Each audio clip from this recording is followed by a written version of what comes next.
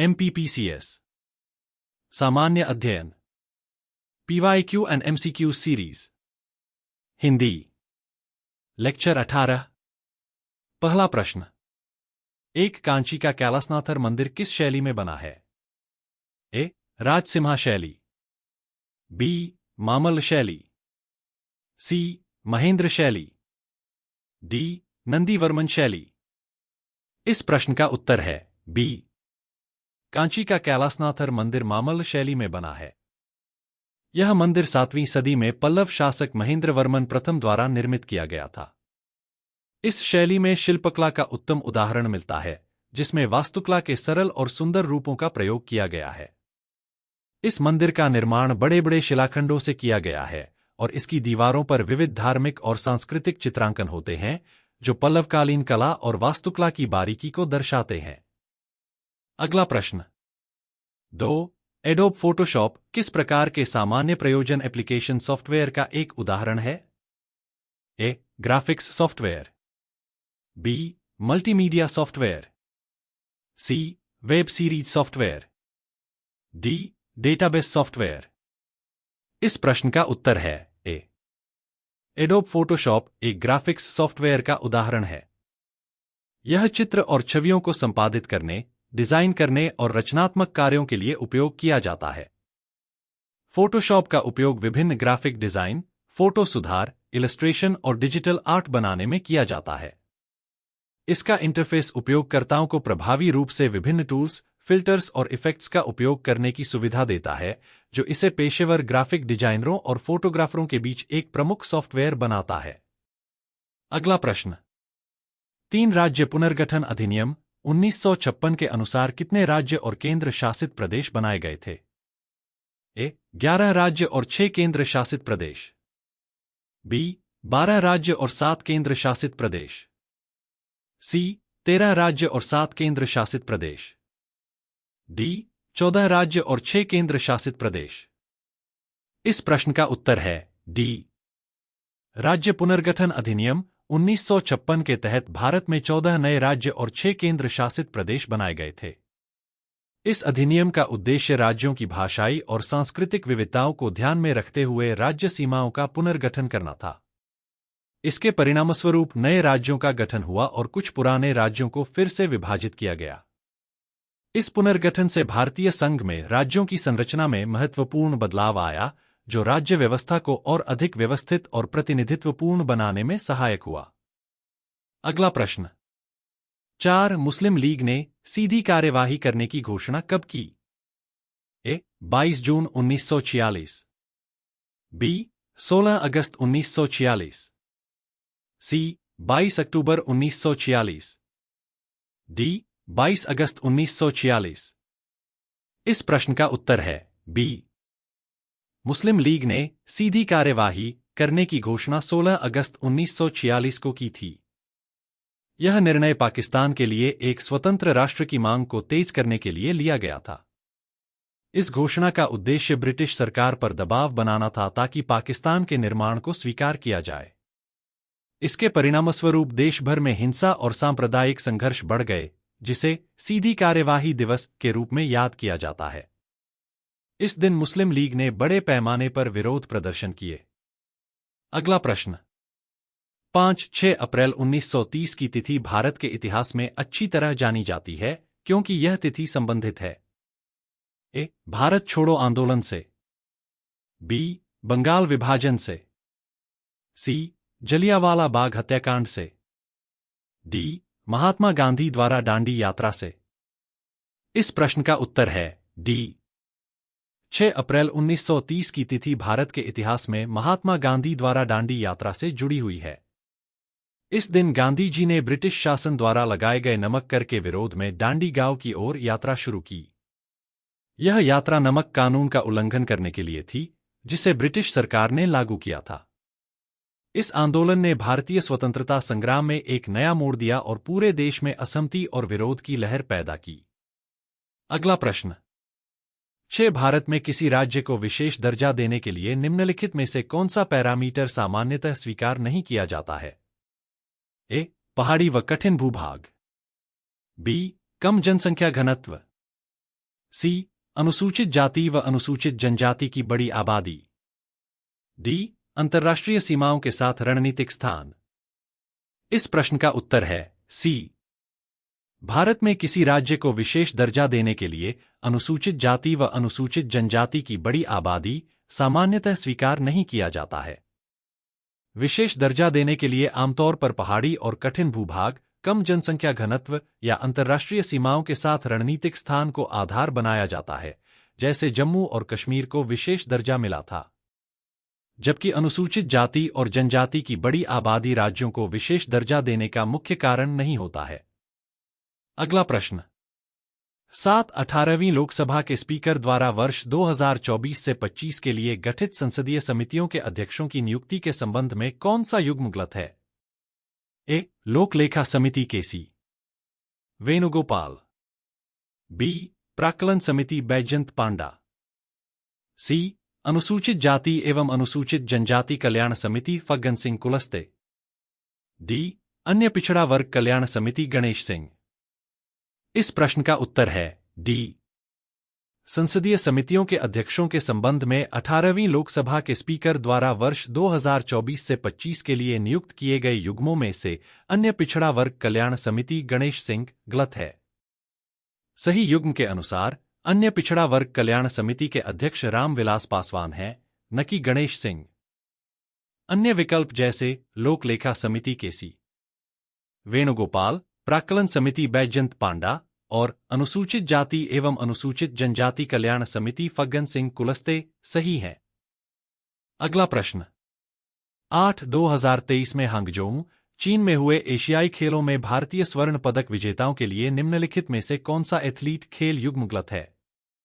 ए, Tajinderpal Singh Toor shot put पुरुष। B, Avinash Sable 3000 metre steeplechase पुरुष। C, Parul Chaudhary 5000 metre महिला। D, Annu Rani 100 metre sprint महिला। इस प्रश्न का उत्तर है डी। 2023 के हांगझोउ, चीन में हुए एशियाई खेलों में अन्नू रानी 100 मीटर स्प्रिंट महिला युग्म गलत है। अन्नू रानी ने भाला फेंक में स्वर्ण पदक जीता था, न कि 100 मीटर स्प्रिंट में। 100 मीटर स्प्रिंट में किसी भारतीय महिला ने स्वर्ण पदक नहीं जीता। बाकी युग्म जैसे तजिंदरपाल सिंह तूर शॉटपुट पुरुष, अविनाश साबले 3000 मीटर स्टीपलचेज पुरुष और पारुल चौधरी 5000 मीटर महिला सही हैं। अगला प्रश्न। 9 निम्नलिखित में से कौन सा देश और भारत के साथ संयुक्त सैन्य अभ्यास का युग्म गलत है? ए, रूस इंद्र। बी, किर्गिस्तान खंजर। सी, सेशल्स लामितिये। डी, थाईलैंड युद्ध अभ्यास। इस प्रश्न का उत्तर है डी। थाईलैंड युद्ध अभ्यास युग्म गलत है। भारत और थाईलैंड के बीच कोई विशेष सैन्य अभ्यास युद्ध अभ्यास के नाम से नहीं होता। हालांकि भारत और थाईलैंड के बीच मित्र शक्ति नामक संयुक्त सैन्य अभ्यास होता है। बाकी युग्म सही हैं। रूस इंद्र भारत और रूस के बीच एक प्रमुख संयुक्त सैन्य अभ्यास। किर्गिस्तान खंजर भारत और किर्गिस्तान के बीच सैन्य अभ्यास। सेशल्स लामितिये भारत और सेशल्स के बीच सैन्य अभ्यास। अगला प्रश्न।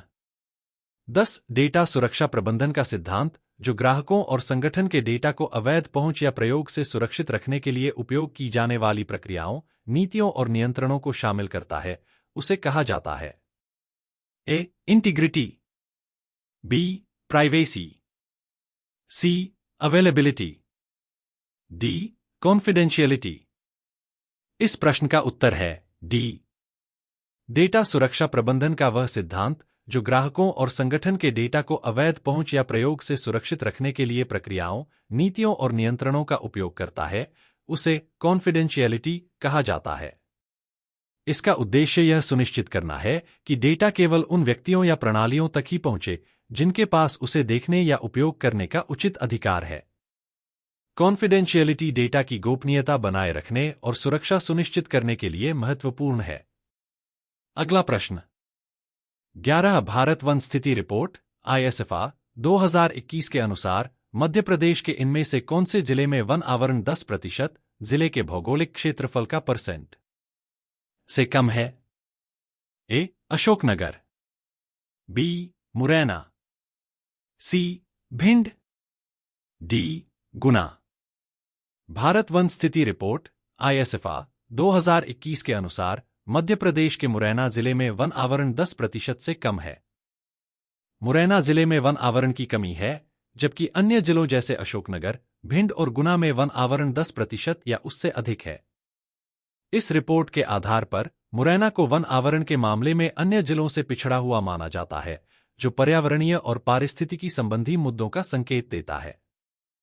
इस प्रश्न का उत्तर है ए। अगला प्रश्न, 12 भारतीय संविधान के अनुच्छेद 338 के अंतर्गत निम्नलिखित में से किस आयोग के गठन की बात कही गई है? ए. राष्ट्रीय महिला आयोग, बी. राष्ट्रीय अल्पसंख्यक आयोग, सी. राष्ट्रीय मानवाधिकार आयोग, डी. राष्ट्रीय अनुसूचित जाति आयोग। इस प्रश्न का उत्तर है डी।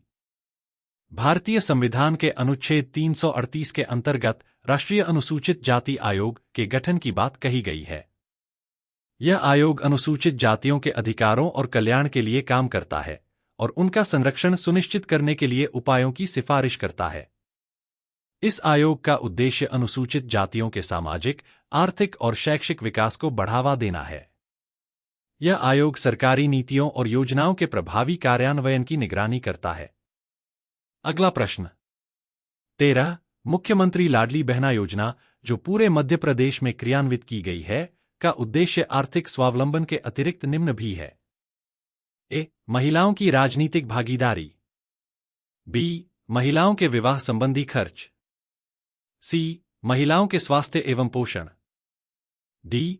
आपराधिक न्याय प्रणाली में महिलाओं के अधिकार। इस प्रश्न का उत्तर है सी। मुख्यमंत्री लाडली बहना योजना का उद्देश्य आर्थिक स्वावलंबन के अतिरिक्त महिलाओं के स्वास्थ्य एवं पोषण को भी बढ़ावा देना है। इस योजना के तहत महिलाओं को वित्तीय सहायता प्रदान की जाती है, जिससे उनका आर्थिक सशक्तिकरण होता है। इसके साथ ही स्वास्थ्य और पोषण संबंधी विभिन्न योजनाओं के माध्यम से महिलाओं की भलाई और स्वास्थ्य का ध्यान रखा जाता है। यह योजना महिलाओं को बेहतर जीवन स्तर और स्वच्छता के उपायों की दिशा में मदद करती है। अगला प्रश्न, 30 अप्रैल 1977 से 23 जून 1977 के दौरान जब मध्य प्रदेश में राष्ट्रपति शासन लागू किया गया, तब मध्य प्रदेश के राज्यपाल थे। ए. श्री मोहम्मद शफी कुरैशी, बी. श्री सत्यनारायण सिन्हा, सी. श्री भाई महावीर, डी. श्री बी.डी. शर्मा। इस प्रश्न का उत्तर है बी। 30 अप्रैल 1977 से 23 जून 1977 तक जब मध्य प्रदेश में राष्ट्रपति शासन लागू किया गया, तब श्री सत्यनारायण सिन्हा राज्यपाल थे। इस अवधि में राज्य में राजनीतिक संकट के कारण राष्ट्रपति शासन लगाया गया था। श्री सत्यनारायण सिन्हा मध्य प्रदेश के राज्यपाल के रूप में कार्यरत थे और राष्ट्रपति शासन के दौरान उन्होंने राज्य प्रशासन के संचालन की जिम्मेदारी निभाई। उनकी नियुक्ति उस समय की राजनीतिक स्थिति और संवैधानिक आवश्यकताओं के अनुरूप थी। अगला प्रश्न, 15 मध्य प्रदेश के निम्नलिखित राज्यपालों में से किसका कार्यकाल सबसे छोटा रहा? ए. पट्टाभी सीतारमैया, बी. हरि विनायक पाटस्कर, सी. क्यासंबली चिंगलराया रेड्डी, डी. सत्यनारायण सिन्हा। इस प्रश्न का उत्तर है डी। मध्य प्रदेश के राज्यपालों में से सत्यनारायण सिन्हा का कार्यकाल सबसे छोटा रहा। वे 30 अप्रैल 1977 से 23 जून 1977 तक राज्यपाल के रूप में कार्यरत रहे, जब राज्य में राष्ट्रपति शासन लागू किया गया था। उनके कार्यकाल की अवधि केवल 2 महीने से भी कम थी। इसके बाद राज्यपाल पद पर अन्य व्यक्तियों ने कार्यभार संभाला। इस अवधि में राजनीतिक संकट के कारण मध्य प्रदेश में राष्ट्रपति शासन लगाया गया था। अगला प्रश्न, 16 मार्च 2023 तक भारत में इनमें से कौन से राज्य में सौर ऊर्जा की स्थापित क्षमता सर्वाधिक थी? ए. तमिलनाडु, बी. गुजरात, सी. राजस्थान, डी. कर्नाटक। इस प्रश्न का उत्तर है सी। मार्च 2023 तक राजस्थान में भारत में सौर ऊर्जा की स्थापित क्षमता सर्वाधिक थी। राजस्थान की विशाल भूभाग सूरज की प्रचुरता और उपयुक्त जलवायु परिस्थितियां इसे सौर ऊर्जा उत्पादन के लिए आदर्श बनाती हैं। इसके बाद तमिलनाडु, गुजरात और कर्नाटक जैसे राज्य भी सौर ऊर्जा के उत्पादन में महत्वपूर्ण योगदान दे रहे हैं, लेकिन राजस्थान की क्षमता इन राज्यों से अधिक है। राज्य सरकार द्वारा सौर ऊर्जा परियोजनाओं में निवेश और प्रोत्साहन से यह क्षेत्र और अधिक विकसित हो रहा है। अगला प्रश्न, 17 दशक 2001 से 2011 में किस राज्य की जनसंख्या वृद्धि दर भारत में सर्वाधिक रही है? ए. उत्तर प्रदेश, बी. राजस्थान, सी. मेघालय, डी. बिहार। इस प्रश्न का उत्तर है सी। दशक 2001 से 2011 में मेघालय राज्य की जनसंख्या वृद्धि दर भारत में सर्वाधिक रही है। इस दौरान मेघालय में जनसंख्या वृद्धि दर अन्य राज्यों की तुलना में बहुत अधिक थी, जो कि 27.8% रही। इसका कारण राज्य में बेहतर स्वास्थ्य सेवाएं, जन्म दर में वृद्धि और ग्रामीण इलाकों में अधिक जनसंख्या वृद्धि था। इसके बाद अन्य राज्यों जैसे बिहार, उत्तर प्रदेश और राजस्थान की वृद्धि दर भी उच्च रही, लेकिन मेघालय ने इस दशक में सबसे अधिक वृद्धि दर दर्ज की। अगला प्रश्न, 18 इनमें से कौन से चक्रवात ने नवंबर-दिसंबर 2024 में तमिलनाडु के तटीय भाग को प्रभावित किया था? ए. असना, बी. दाना, सी. बिपरजॉय, डी. फेंगल। इस प्रश्न का उत्तर है डी। नवंबर-दिसंबर 2024 में तमिलनाडु के तटीय भाग को प्रभावित करने वाला चक्रवात फेंगल था। यह चक्रवात बंगाल की खाड़ी में उत्पन्न हुआ और धीरे धीरे दक्षिण भारत के तटीय क्षेत्रों में भारी वर्षा और तेज हवाएं लेकर आया। फेंगल के कारण तमिलनाडु, विशेष रूप से चेन्नई और आसपास के इलाकों में मौसम के गंभीर प्रभाव देखने को मिले, जिससे जनजीवन प्रभावित हुआ और भारी नुकसान हुआ।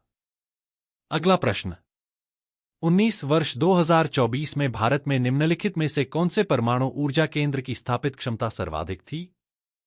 ए. काकरापार, बी. कैगा, सी.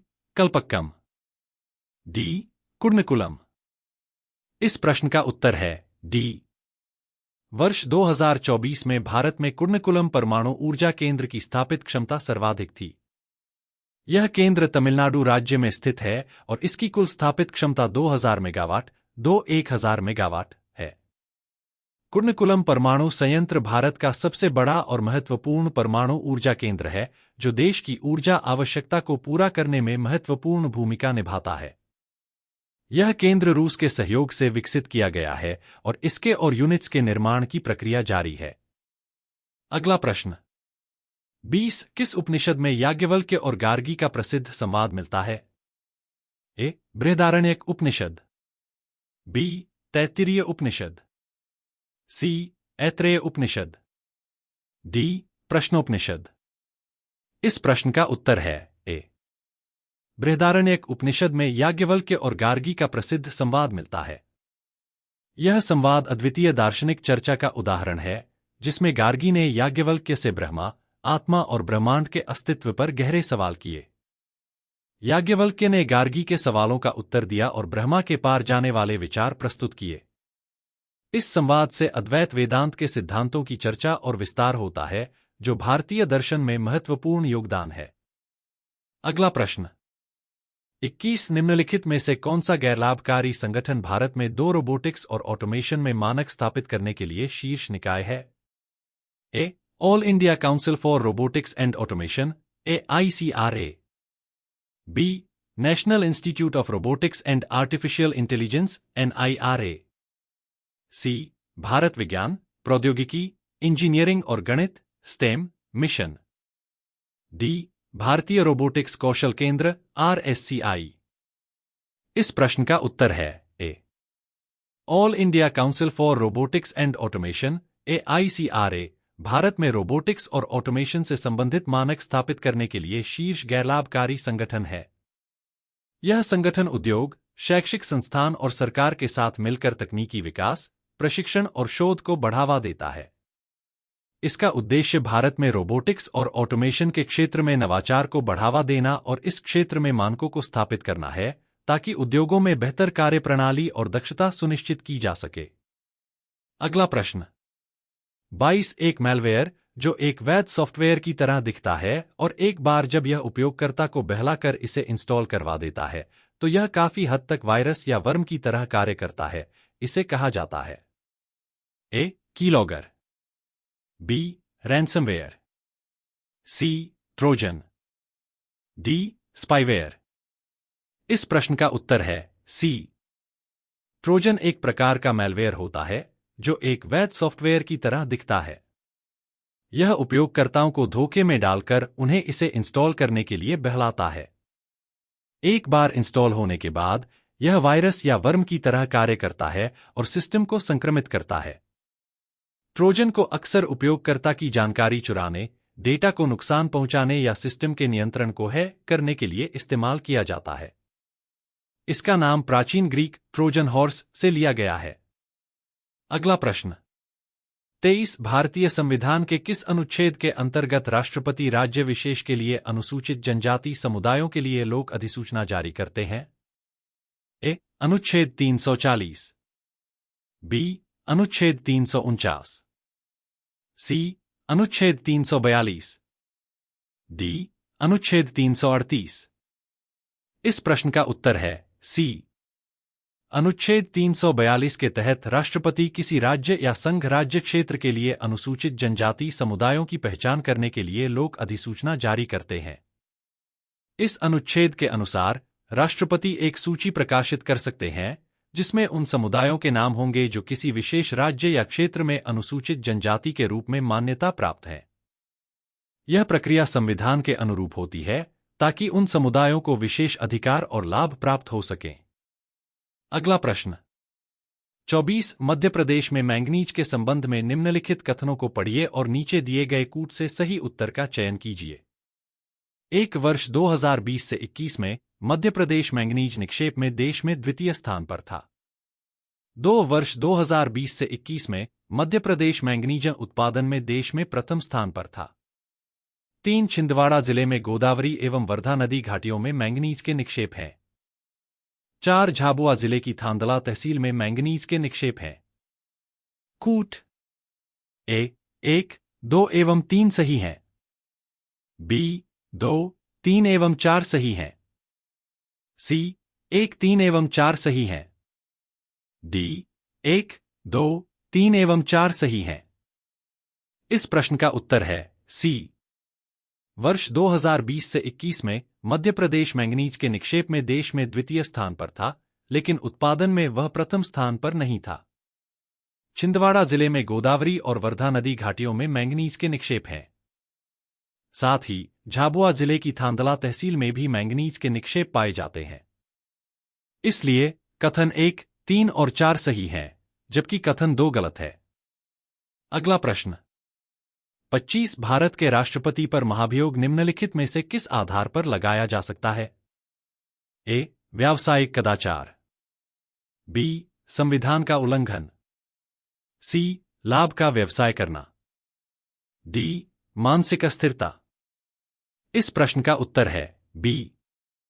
भारत के राष्ट्रपति पर महाभियोग केवल संविधान का उल्लंघन करने के आधार पर लगाया जा सकता है। राष्ट्रपति के खिलाफ महाभियोग की प्रक्रिया भारतीय संविधान के अनुच्छेद 61 के तहत निर्धारित की गई है। यह महाभियोग उन स्थितियों में लगाया जाता है जब राष्ट्रपति अपने कर्तव्यों का पालन करते हुए संविधान का उल्लंघन करता है। महाभियोग प्रक्रिया में दोनों सदनों के द्वारा प्रस्ताव पारित किए जाते हैं और इसके लिए विशेष बहुमत की आवश्यकता होती है।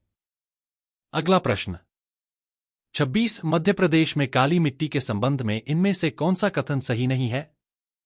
ए. यह दक्कन लावा के अपक्षय से निर्मित हुई है। बी. इस मिट्टी में नाइट्रोजन, फास्फोरस एवं जैव पदार्थों की मात्रा अधिक होती है। सी. इस मिट्टी में नमी धारण करने की क्षमता अधिक होती है। डी. यह मिट्टी मुख्यतः राज्य के पश्चिमी भागों में पाई जाती है। इस प्रश्न का उत्तर है बी. काली मिट्टी, जो दक्कन पठार में पाई जाती है, में नाइट्रोजन, फास्फोरस और जैविक पदार्थों की मात्रा कम होती है। यह मिट्टी खनिजों से समृद्ध होती है, लेकिन नाइट्रोजन और फास्फोरस की कमी हो सकती है, जिससे इसकी उर्वरक क्षमता सीमित होती है। काली मिट्टी में अधिक नमी बनाए रखने की क्षमता होती है और यह मुख्यतः मध्य प्रदेश के पश्चिमी हिस्से में पाई जाती है। अगला प्रश्न 27 ICMR राष्ट्रीय जनजाति स्वास्थ्य अनुसंधान संस्थान NIRTH मध्य प्रदेश के किस शहर में स्थापित है? ए. इंदौर, बी. भोपाल, सी. ग्वालियर, डी. जबलपुर। इस प्रश्न का उत्तर है डी. ICMR राष्ट्रीय जनजाति स्वास्थ्य अनुसंधान संस्थान NIRTH मध्य प्रदेश के जबलपुर शहर में स्थापित है। यह संस्थान भारतीय चिकित्सा अनुसंधान परिषद ICMR द्वारा जनजातीय समुदायों के स्वास्थ्य से संबंधित शोध और विकास कार्यों के लिए स्थापित किया गया है। इसका उद्देश्य जनजातीय क्षेत्रों में स्वास्थ्य सेवाओं को सुधारना और उनके लिए उपयुक्त नीतियों और कार्यक्रमों का विकास करना है। अगला प्रश्न 28 जनजातीय वर्ग के विद्यार्थियों को शंकर शाह और रानी दुर्गावती पुरस्कार योजना दिए जाने का उद्देश्य है? ए. उच्च अध्ययन के लिए आवासीय सुविधा हेतु, बी. 10वीं और 12वीं कक्षा की परीक्षाओं में मेधावी स्थान पाने वाले विद्यार्थियों को प्रोत्साहित करने हेतु, सी. तकनीकी शिक्षा में प्रोत्साहन हेतु, डी. राष्ट्रीय प्रवेश परीक्षाओं में सफल विद्यार्थियों को उच्च अध्ययन के लिए प्रोत्साहित करने हेतु। इस प्रश्न का उत्तर है बी. शंकर शाह और रानी दुर्गावती पुरस्कार योजना का उद्देश्य जनजातीय वर्ग के विद्यार्थियों को 10वीं और 12वीं कक्षा की परीक्षाओं में मेधावी स्थान प्राप्त करने पर प्रोत्साहन देना है। यह योजना विद्यार्थियों को उनकी शैक्षिक सफलता के लिए सम्मानित करती है ताकि वे उच्च शिक्षा के लिए प्रेरित हों और उनके आत्मविश्वास में वृद्धि हो।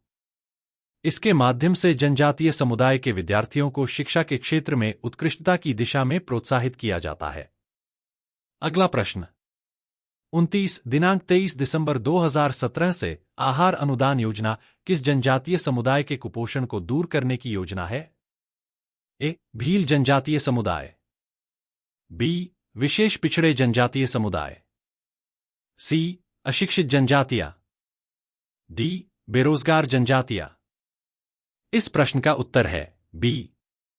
आहार अनुदान योजना 23 दिसंबर 2017 से विशेष पिछड़े जनजातीय समुदाय के कुपोषण को दूर करने के लिए शुरू की गई थी। इस योजना का उद्देश्य विशेष पिछड़े जनजातीय समुदायों में कुपोषण की समस्या को हल करना और उनकी पोषण स्थिति को सुधारना है। इसके तहत इन समुदायों के लोगों को उचित आहार और पोषण संबंधी सहायता प्रदान की जाती है, जिससे उनके स्वास्थ्य में सुधार हो सके और कुपोषण की समस्या कम हो सके। अगला प्रश्न 30 मध्य प्रदेश में वर्ष 2023 से 24 में कुल कितनी वृहद एवं मध्यम एकीकृत जनजातीय विकास परियोजनाएं अस्तित्व में हैं? ए. 20, बी. 25, सी. 31, डी. 36। इस प्रश्न का उत्तर है डी.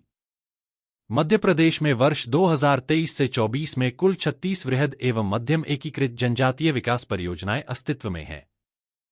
इन परियोजनाओं का उद्देश्य जनजातीय समुदायों के समग्र विकास को बढ़ावा देना है, जिसमें उनके शिक्षा, स्वास्थ्य, रोजगार और सामाजिक कल्याण को सुधारने के लिए विभिन्न योजनाएं लागू की जाती हैं। इन परियोजनाओं के माध्यम से जनजातीय क्षेत्रों में बुनियादी ढांचे का विकास और उनके जीवन स्तर में सुधार किया जाता है। अगला प्रश्न 31 मौद्रिक नीति का मुख्य उद्देश्य क्या है? ए. सरकारी खर्च बढ़ाना, बी. मूल्य स्थिरता बनाए रखना और आर्थिक वृद्धि सुनिश्चित, सी. राजकोषीय घाटा कम करना, डी. विदेशी मुद्रा भंडार को नियंत्रित करना। इस प्रश्न का उत्तर है बी. उत्तर बी सही है। मौद्रिक नीति का मुख्य उद्देश्य मूल्य स्थिरता बनाए रखना और आर्थिक वृद्धि सुनिश्चित करना है। इसका लक्ष्य महंगाई को नियंत्रित करना और आर्थिक विकास को बढ़ावा देना है। रिजर्व बैंक या केंद्रीय बैंक मौद्रिक नीति के माध्यम से ब्याज दरों, मुद्रा आपूर्ति और क्रेडिट की स्थिति को प्रभावित करता है ताकि अर्थव्यवस्था में संतुलन बना रहे। इसके द्वारा मुद्रास्फीति को नियंत्रित किया जाता है और निवेश तथा रोजगार के अवसरों को बढ़ावा दिया जाता है।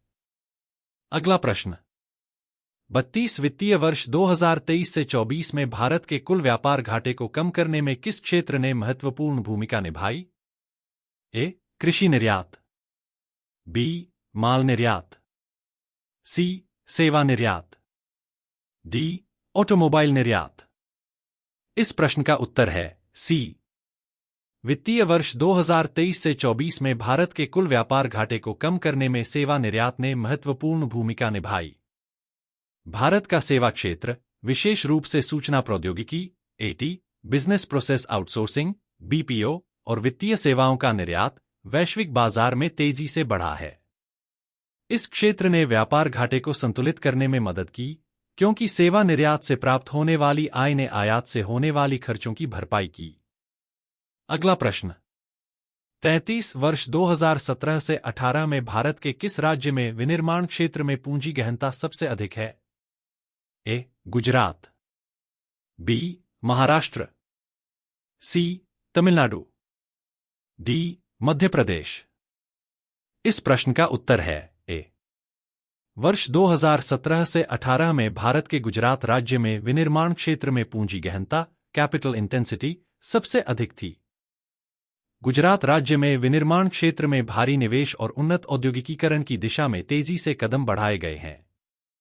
यहां की औद्योगिक संरचना में उच्च पूंजी निवेश वाले उद्योगों जैसे रिफाइनरी, रसायन और इंजीनियरिंग उत्पाद शामिल हैं, जो पूंजी गहनता में वृद्धि का कारण बने। इसका परिणाम गुजरात की औद्योगिक विकास दर में महत्वपूर्ण वृद्धि हुई। अगला प्रश्न 34 भारत किन कृषि उत्पादों में सबसे बड़ा उत्पादक है? ए. चावल, गेहूं और कपास, बी. दूध, दालें और मसाले, सी. चाय, कॉफी और जूट, डी. गन्ना, मक्का और तिलहन। इस प्रश्न का उत्तर है ए. भारत चावल, गेहूं और कपास के सबसे बड़े उत्पादकों में से एक है। भारत दुनिया का सबसे बड़ा चावल उत्पादक देश है और गेहूं की खेती में भी उसकी महत्वपूर्ण हिस्सेदारी है। इसके अलावा भारत कपास उत्पादन में भी प्रमुख स्थान पर है। इन कृषि उत्पादों की बड़े पैमाने पर उत्पादन क्षमता भारत की कृषि अर्थव्यवस्था को मजबूत करती है और देश की खाद्य सुरक्षा तथा वैश्विक कृषि व्यापार में योगदान महत्वपूर्ण है।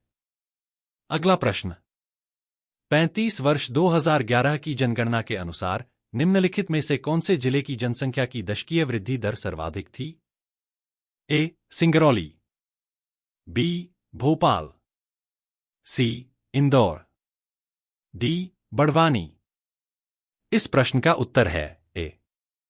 वर्ष 2011 की जनगणना के अनुसार सिंगरौली जिले की जनसंख्या की दशकीय वृद्धि दर सर्वाधिक थी। सिंगरौली जिले में 2001 से 2011 के बीच तेजी से जनसंख्या वृद्धि हुई, जो मुख्य रूप से इसके औद्योगिकीकरण और खनन उद्योगों के विस्तार के कारण था।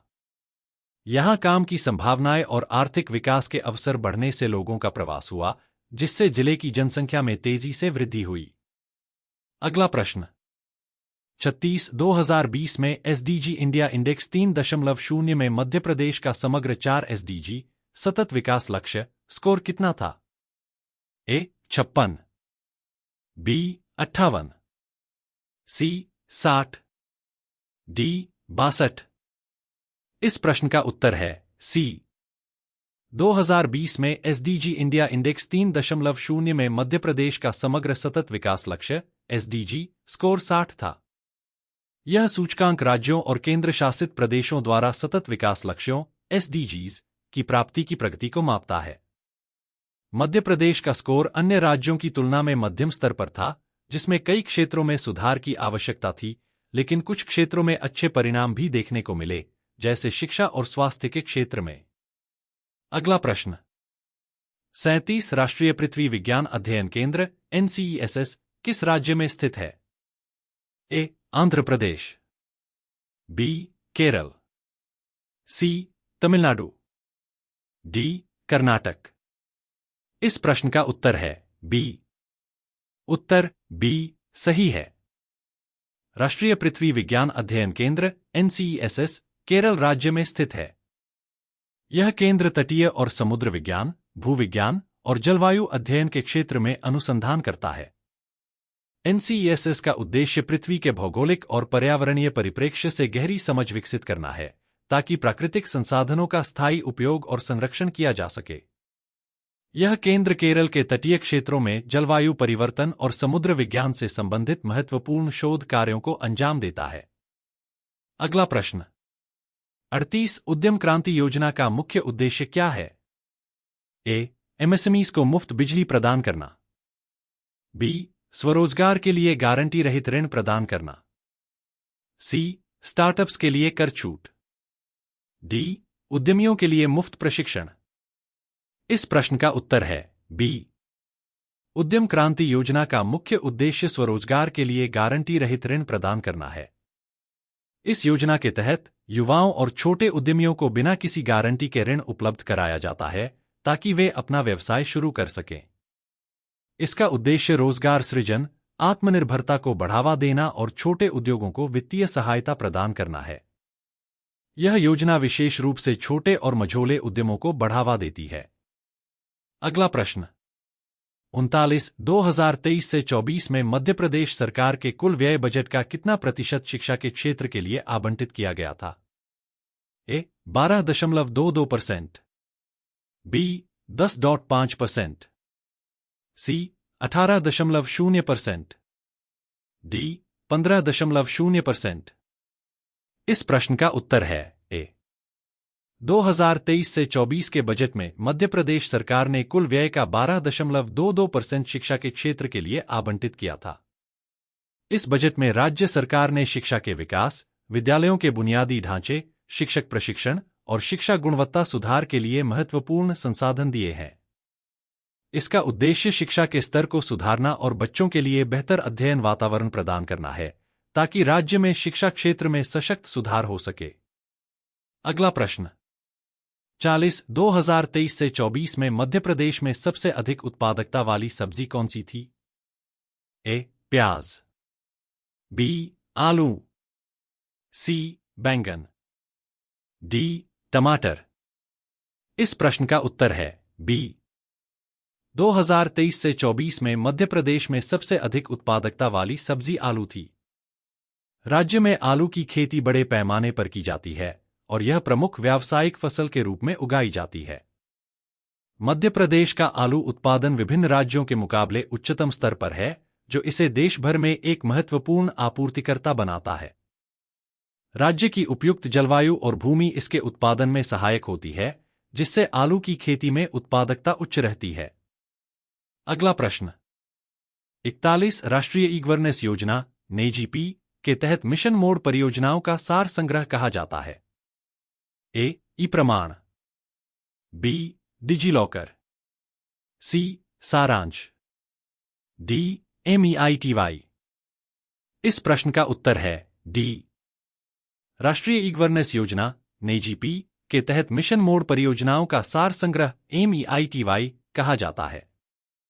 यह परियोजना केंद्र सरकार द्वारा डिजिटल इंडिया के अंतर्गत विभिन्न सरकारी सेवाओं को ऑनलाइन उपलब्ध कराने के लिए बनाई गई थी। इसका उद्देश्य सरकारी सेवाओं का डिजिटलीकरण, प्रशासनिक कार्यों को सुगम बनाना और नागरिकों के लिए पारदर्शी, सुलभ सेवाएं प्रदान करना है। MEITY इन परियोजनाओं के कार्यान्वयन और निगरानी की प्रक्रिया को सक्षम बनाता है। अगला प्रश्न 42, सोशल मीडिया प्लेटफॉर्म फेसबुक की स्थापना किसने की थी? A, Mark Zuckerberg, B, Elon Musk, C, Bill Gates, D, Jack Dorsey. इस प्रश्न का उत्तर है A. Social media platform Facebook की स्थापना मार्क जुकरबर्ग ने की थी। 2004 में जुकरबर्ग ने हार्वर्ड विश्वविद्यालय में अपने सहपाठियों के साथ मिलकर फेसबुक की शुरुआत की थी। शुरू में यह प्लेटफॉर्म केवल विश्वविद्यालय के छात्रों के लिए था, लेकिन धीरे धीरे इसे सभी लोगों के लिए खोला गया। फेसबुक आज दुनिया के सबसे बड़े और सबसे लोकप्रिय सोशल मीडिया प्लेटफॉर्म्स में से एक है, जो 1 अरब से अधिक उपयोगकर्ताओं तक पहुंचता है। अगला प्रश्न 43, गार्टनर के ई गवर्नेंस के विकास मॉडल के 4 चरणों का सही क्रम है। ए, सूचना बातचीत लेनदेन परिवर्तन, बी, बातचीत लेनदेन सूचना परिवर्तन, सी, लेनदेन परिवर्तन बातचीत सूचना, डी, बातचीत लेनदेन परिवर्तन सूचना। इस प्रश्न का उत्तर है ए। गार्टनर के ई गवर्नेंस के विकास मॉडल के 4 चरणों का सही क्रम है सूचना बातचीत लेनदेन परिवर्तन। इस मॉडल के तहत पहले सरकार जनता को सूचना प्रदान करती है, फिर नागरिकों के साथ बातचीत की प्रक्रिया शुरू होती है। इसके बाद डिजिटल प्लेटफॉर्मों के माध्यम से सरकारी सेवाओं का लेन देन किया जाता है और अंत में सरकारी कार्यों में परिवर्तन और सुधार लाने के लिए इस प्रक्रिया का इस्तेमाल किया जाता है। अगला प्रश्न 44 निम्नलिखित में से कौन 2024 के पद्म विभूषण पुरस्कार के प्राप्तकर्ता नहीं है? A. Sushri Vyjayanthimala Bali, B. Shri Konidela Chiranjeevi, C. Shri M Venkaiah Naidu, D. Shri A R Rahman. इस प्रश्न का उत्तर है डी। 2024 के पद्म विभूषण पुरस्कार प्राप्तकर्ताओं में सुश्री वैजयंतीमाला बाली, श्री कोनिडेला चिरंजीवी और श्री एम वेंकैया नायडू शामिल हैं, लेकिन श्री ए आर रहमान को इस वर्ष पद्म विभूषण नहीं मिला है। 2024 में पद्म विभूषण पुरस्कार प्राप्तकर्ताओं में सुश्री वैजयंतीमाला बाली, कला, श्री कोनिडेला चिरंजीवी, कला और श्री एम वेंकैया नायडू, सार्वजनिक मामले, शामिल हैं। अगला प्रश्न 45 भारतीय संविधान के किस अनुच्छेद में अनुसूचित जनजातियों के लिए राज्य की विधानसभा में सीटों के आरक्षण का प्रावधान है? ए. अनुच्छेद 339, बी. अनुच्छेद 332, सी. अनुच्छेद 334, डी. अनुच्छेद 243 डी। इस प्रश्न का उत्तर है बी। भारतीय संविधान के अनुच्छेद 332 में अनुसूचित जनजातियों सेंट के लिए राज्य की विधानसभा में सीटों के आरक्षण का प्रावधान है। इस अनुच्छेद के तहत प्रत्येक राज्य के विधानसभा में अनुसूचित जनजातियों के लिए एक निश्चित संख्या में सीटें आरक्षित की जाती हैं ताकि उन्हें राजनीतिक प्रतिनिधित्व मिल सके।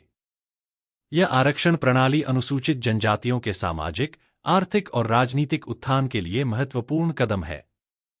अगला प्रश्न 46 एफपीजीए एकीकृत सर्किट हैं जिनका एआई को डिप्लॉय करने के लिए व्यापक रूप से उपयोग किया जाता है। एफपीजीए का विस्तृत रूप क्या है?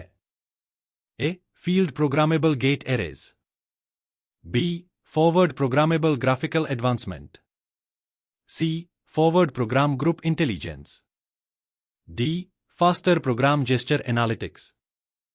इस प्रश्न का उत्तर है ए। एफपीजीए का विस्तृत रूप field programmable gate arrays, field programmable gate array है। यह एक प्रकार का एकीकृत सर्किट होता है जिसे बाद में प्रोग्राम किया जा सकता है और इसे विभिन्न कार्यों के लिए कस्टम बनाया जा सकता है। एफपीजीए का उपयोग आर्टिफिशियल इंटेलिजेंस, एआई और अन्य उच्च प्रदर्शन वाले अनुप्रयोगों में किया जाता है क्योंकि यह डेटा प्रोसेसिंग को तेज करता है और विशेष कार्यों के लिए अनुकूलित किया जा सकता है। अगला प्रश्न 47 जनजातियों पर लिखी पुस्तकों की सूची 1 को उनके लेखकों की सूची 2 से सुमेलित कीजिए और सूचियों के नीचे दिए गए कूट का उपयोग करके सही उत्तर का चयन कीजिए। सूची 1 पुस्तक, सूची 2 लेखक। The tribes and castes of the Central Provinces of India 1 Verrier Elwin, B. Tribal development in a planning perspective 2 T B. Naik, C. The Bhils study 3 R V. Russell एवं R B. Hiralal, D. The Baigachar Ajit Rai जादा। कूट A. 3 B 4 C 2 D 1, B. 1 B 2 C 4 D 3, C. 4 B 1 C 3 D 2, D. 2 B 3 C 1 D 4। इस प्रश्न का उत्तर है ए। अगला प्रश्न 48 किसी भी प्रकार की त्रुटि जैसे कनेक्शन विफलता, डेटा की हानि आदि से उभरने की कंप्यूटर नेटवर्क की क्षमता को कहा जाता है। A. Routing, B. Bandwidth, C. विवाद कंटेंशन, डी. लचीलापन रेसिलियंस। इस प्रश्न का उत्तर है डी।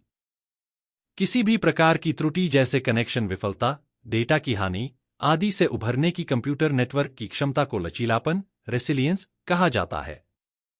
यह नेटवर्क की उस क्षमता को दर्शाता है जो उसे विभिन्न नेटवर्क विफलताओं या समस्याओं के बावजूद कार्यशील बनाए रखने में मदद करती है। लचीलापन सुनिश्चित करता है कि नेटवर्क को छोटे से लेकर बड़े स्तर तक की समस्याओं से उबरने की क्षमता हो, जिससे निरंतरता बनी रहती है। अगला प्रश्न 49 निम्नलिखित में से कौन सी पुस्तक राजशेखर द्वारा नहीं लिखी गई है? ए. काव्यमीमांसा, बी. कर्पूर मंजरी, सी. प्रबंध चिंतामणि, डी. विद्धशाल भंजिका। इस प्रश्न का उत्तर है सी. प्रबंध चिंतामणि पुस्तक राजशेखर द्वारा नहीं लिखी गई है। यह काव्यशास्त्र और साहित्यशास्त्र पर आधारित एक महत्वपूर्ण रचना है, लेकिन इसे बाणभट्ट द्वारा रचित माना जाता है। वहीं राजशेखर एक प्रसिद्ध संस्कृत कवि और साहित्यकार थे, जिन्होंने काव्यमीमांसा, कर्पूर मंजरी और विद्धशाल भंजिका जैसी काव्य रचनाएं लिखी थीं। इन कृतियों में काव्यशास्त्र और साहित्य की परिभाषाएं, समीक्षाएं और अध्ययन के विषय में गहरी जानकारी दी गई है। अगला प्रश्न, 50 MS-DOS निम्नलिखित में से किस प्रकार के यूजर इंटरफेस वाला एक ऑपरेटिंग सिस्टम है? A. Graphical user interface, B. स्पर्श आधारित यूजर इंटरफेस, सी. कमांड आधारित इंटरफेस, डी. आवाज ध्वनि आधारित इंटरफेस। इस प्रश्न का उत्तर है C. MS-DOS Microsoft disk operating system एक कमांड आधारित इंटरफेस वाला ऑपरेटिंग सिस्टम है। इसमें यूजर्स को सिस्टम के साथ इंटरैक्ट करने के लिए कमांड प्रॉम्प्ट पर टेक्स्ट आधारित कमांड्स टाइप करनी होती थी। इसका कोई ग्राफिकल यूजर इंटरफेस GUI नहीं था, जिससे उपयोगकर्ता को प्रत्येक कार्य के लिए सही कमांड ज्ञात करनी पड़ती थी।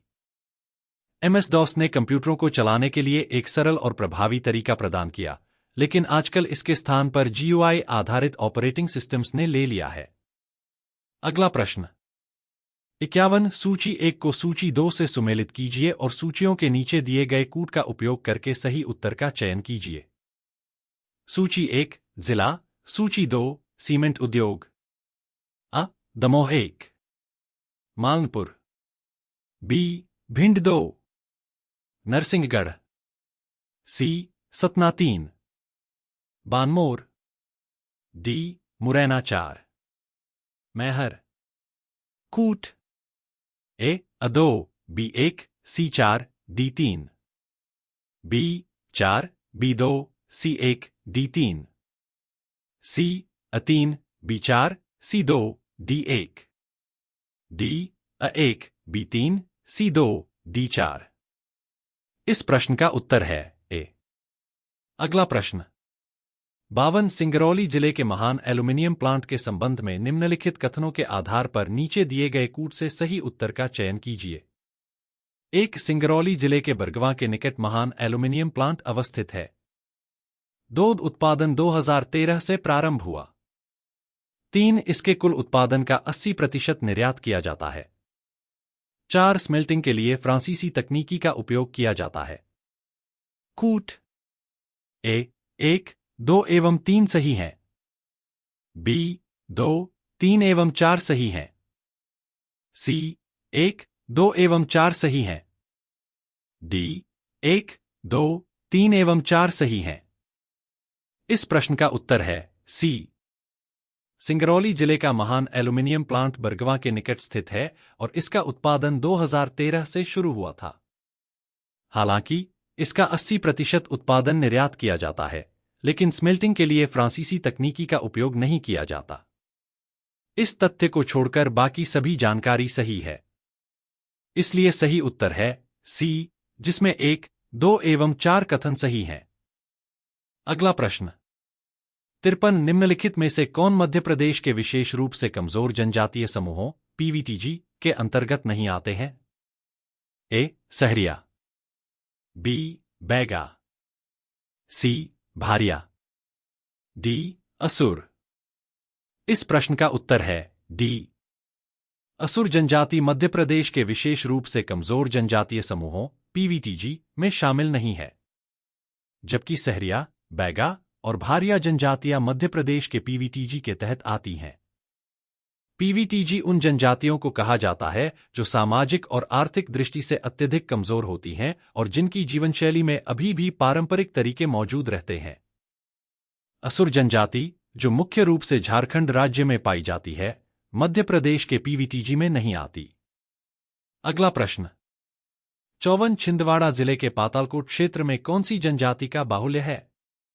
ए. भील, बी भारिया, सी खैरवार, डी उरांव। इस प्रश्न का उत्तर है बी। छिंदवाड़ा जिले के पातालकोट क्षेत्र में भारिया जनजाति का बाहुल्य है। पातालकोट एक ऐतिहासिक और सांस्कृतिक दृष्टि से महत्वपूर्ण क्षेत्र है जो अपनी अनूठी भौगोलिक संरचना और जनजातीय संस्कृति के लिए जाना जाता है। भारिया जनजाति इस क्षेत्र की प्रमुख जनजाति है और इनकी पारंपरिक जीवनशैली और संस्कृति इस क्षेत्र में गहरे प्रभाव डालती है। पातालकोट में अन्य जनजातियां भी रहती हैं, लेकिन भारिया का प्रमुख स्थान है। अगला प्रश्न, 55 पीआर श्रीजेश को अपने कैरियर में निम्नलिखित में से कौन सा पुरस्कार नहीं मिला? ए अर्जुन पुरस्कार, बी ध्यानचंद खेल रत्न पुरस्कार, सी पद्म भूषण, डी द्रोणाचार्य पुरस्कार। इस प्रश्न का उत्तर है डी। पीआर श्रीजेश भारतीय हॉकी टीम के गोलकीपर को अपने शानदार प्रदर्शन के लिए अर्जुन पुरस्कार, ध्यानचंद खेल रत्न पुरस्कार और पद्म भूषण जैसे प्रतिष्ठित पुरस्कार प्राप्त हुए हैं। हालांकि उन्हें द्रोणाचार्य पुरस्कार नहीं मिला है। द्रोणाचार्य पुरस्कार कोचों को उनके उत्कृष्ट कोचिंग योगदान के लिए दिया जाता है, जबकि श्रीजेश एक खिलाड़ी हैं, इसलिए उन्हें यह पुरस्कार नहीं मिला।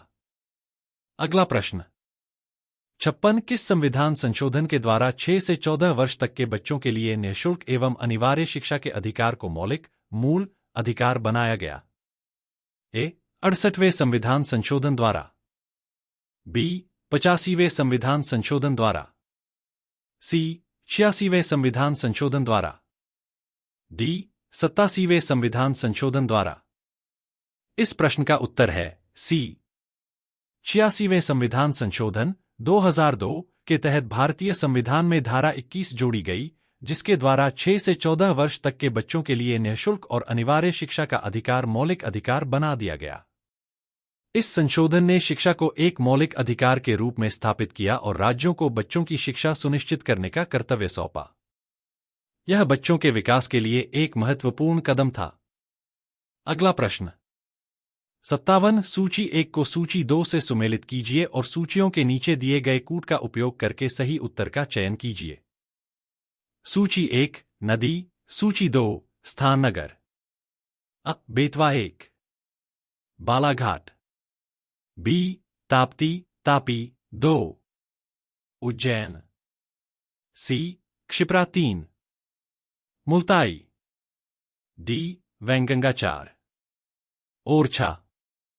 कूट, A 3, B 2, C 1, D 4, B 4, B 1, C 2, D 3, C 2, B 4, C 3, D 1, D 4, B 3, C 2, D 1।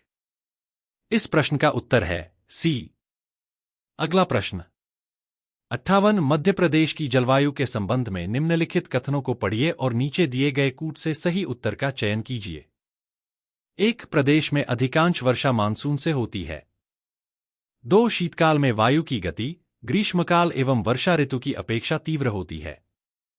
3 प्रदेश में मानसूनी वर्षा के वितरण पर समुद्र से दूरी का भी प्रभाव पड़ता है। 4 पचमढ़ी में ग्रीष्मकाल में तापमान समुद्र तल से ऊंचाई से संबंधित है। कूट, ए 1, 2 एवं 3 सही हैं। बी 2, 3 एवं 4 सही हैं। सी 1, 3 एवं 4 सही हैं। डी 1, 2, 3 एवं 4 सही हैं। इस प्रश्न का उत्तर है सी।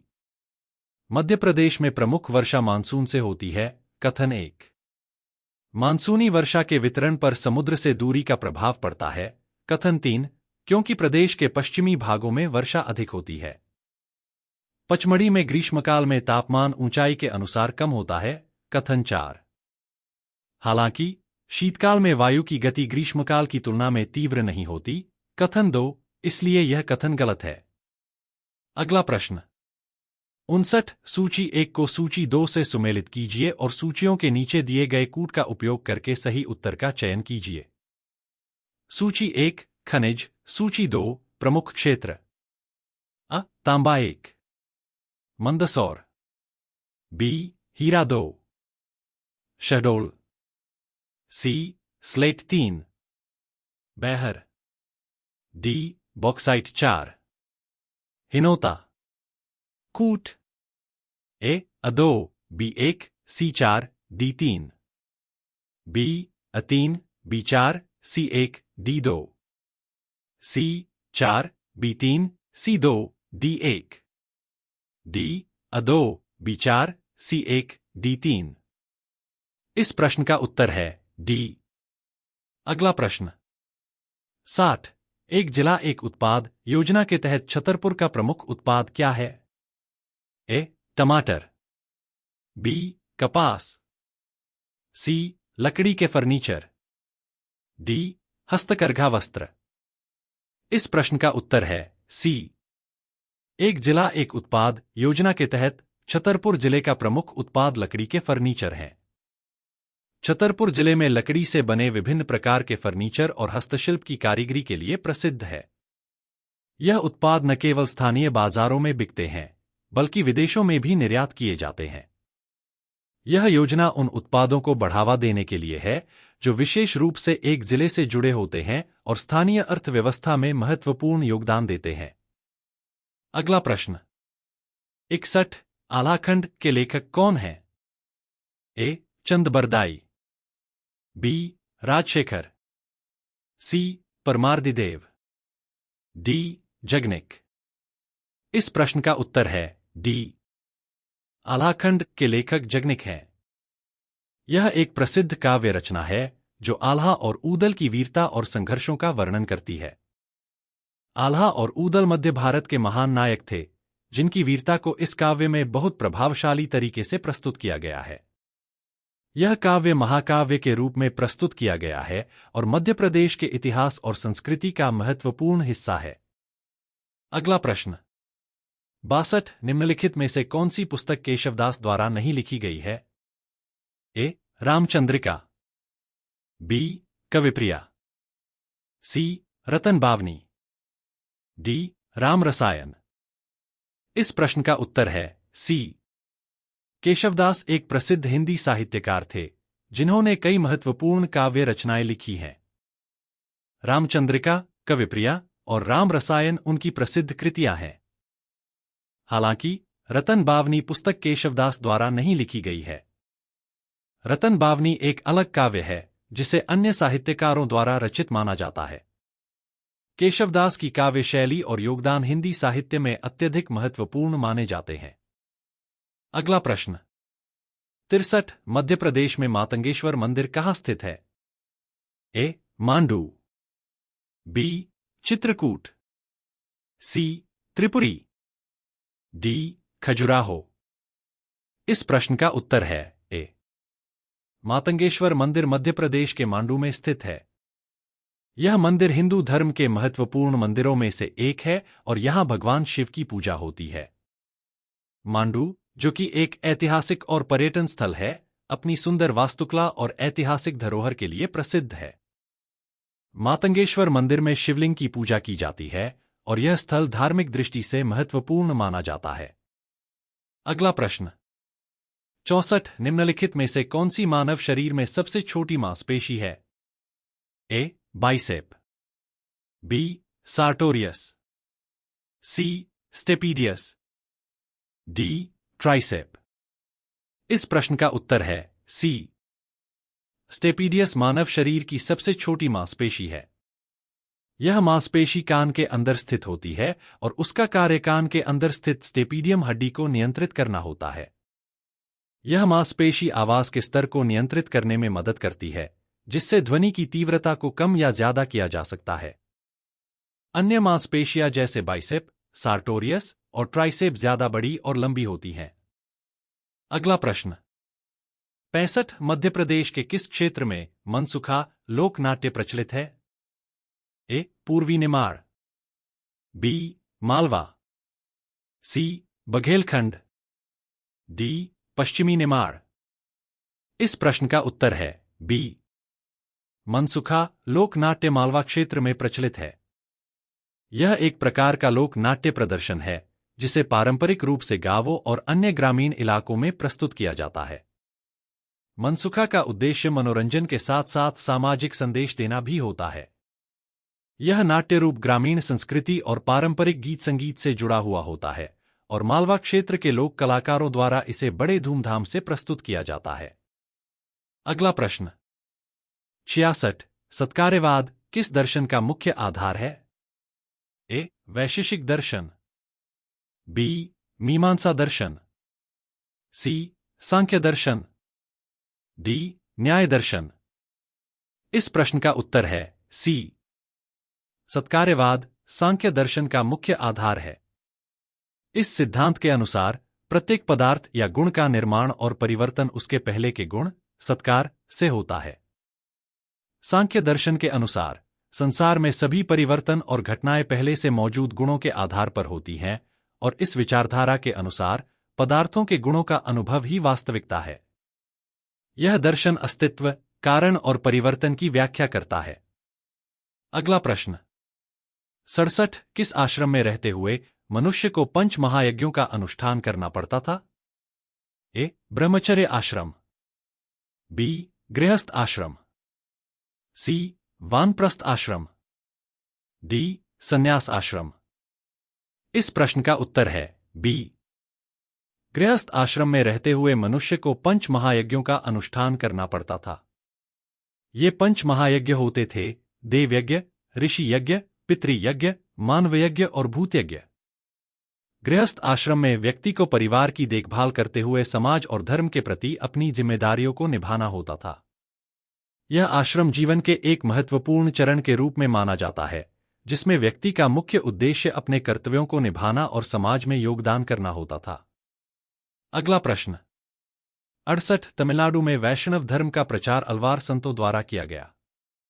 अलवार संतों में एकमात्र महिला साध्वी कौन थी? ए. नामालवार, बी. पोइगई, सी. थिरुमंगई, डी. अंडाल। इस प्रश्न का उत्तर है डी। अंडाल तमिलनाडु की एक प्रमुख महिला संत थीं और वे अलवार संतों में एकमात्र महिला थीं। उन्होंने अपने भक्ति गीतों के माध्यम से वैष्णव धर्म का प्रचार किया और भगवान विष्णु के प्रति अपनी गहरी भक्ति को व्यक्त किया। उनके रचनाएं थिरुप्पवई और नचियार तिरुमोदी विशेष रूप से प्रसिद्ध हैं। अंडाल की भक्ति और उनके योगदान ने तमिल साहित्य और धार्मिक परंपराओं में महत्वपूर्ण स्थान प्राप्त किया है। अगला प्रश्न 69। वर्ष 2021 से 22 में इनमें से कौन सा राज्य देश में क्षेत्रफल में द्वितीय और दालों के उत्पादन में प्रथम स्थान पर था? ए. महाराष्ट्र, बी. राजस्थान, सी. गुजरात, डी. मध्य प्रदेश। इस प्रश्न का उत्तर है डी। मध्य प्रदेश 2021 से 22 में क्षेत्रफल में द्वितीय और दालों के उत्पादन में प्रथम स्थान पर था। राज्य में दालों का प्रमुख उत्पादन किया जाता है, खासकर तुअर, चना, मटर और मूंग जैसी दालों का। मध्य प्रदेश का कृषि क्षेत्र बड़े पैमाने पर दालों की खेती के लिए प्रसिद्ध है, जिससे यह भारत में दाल उत्पादन का मुख्य राज्य बन गया है। राज्य के कृषि उत्पादन में दालों का महत्वपूर्ण योगदान है। अगला प्रश्न 70। प्रत्येक वेद के लिए अलग अलग ब्राह्मण ग्रंथ लिखे गए। यजुर्वेद से संबंधित ब्राह्मण ग्रंथ है ए. गोपथ, बी. पंचविश तथा जैमिनीय, सी. ऐत्रेय तथा कौशीतकी, डी. तैत्तिरीय तथा शतपथ। इस प्रश्न का उत्तर है डी। यजुर्वेद से संबंधित ब्राह्मण ग्रंथ तैत्तिरीय और शतपथ हैं।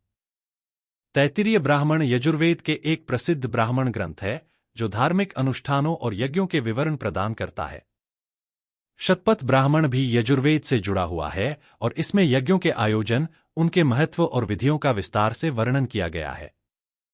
ये दोनों ग्रंथ यजुर्वेद के अनुष्ठानिक और धार्मिक पक्षों को समझाने में सहायक होते हैं।